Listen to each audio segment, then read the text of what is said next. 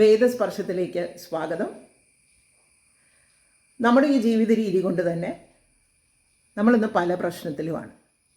ശാരീരികമായും മാനസികമായും വൈകാരികമായും എന്തിന് ആത്മീയമായി പോലും നമ്മളിന്ന് പ്രശ്നത്തിലാണ്.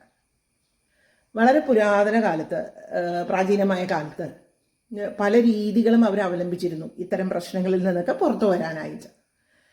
നമ്മുടെ ഋഗ്വേദ, അഥർവവേദ, പിന്നെ സുശ്രുതൻ്റെ സംഹിത, ഇതിലൊക്കെ പരാമർശിച്ചിട്ടുള്ള ഒരു രീതി, പുരാതന രീതിയാണ് മർമ്മ. മർമ്മ എന്ന് പറഞ്ഞാൽ നമ്മുടെ വൈറ്റൽ പോയിൻറ്റ്സ് അല്ലെങ്കിൽ നമ്മുടെ പ്രഷർ പോയിൻറ്റ്സ് എന്ന് പറയും. ഓക്കെ, ഈ മർമ്മ പോയിൻറ്റ്സ് നമ്മുടെ ശരീരത്തിൽ മുഴുവനും ഉണ്ട്.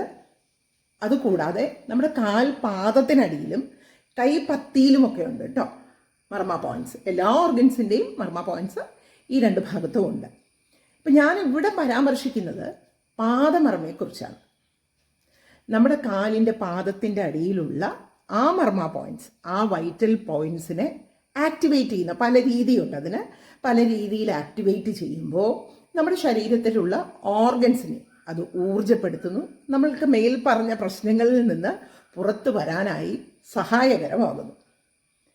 അപ്പോൾ ഈ പാദമർമ്മ എന്ന് പറയുന്നത് പഠിക്കാൻ അത്ര ബുദ്ധിമുട്ടുള്ള കാര്യമൊന്നുമല്ല. നമുക്ക് ഒന്ന് ശ്രമിച്ചാൽ പഠിച്ചെടുക്കാൻ പറ്റുന്നതേ ഉള്ളൂ. പിന്നെ പ്രാക്ടീസിലൂടെ നമുക്ക് പ്രാവീണ്യം നേടാനും സാധിക്കും.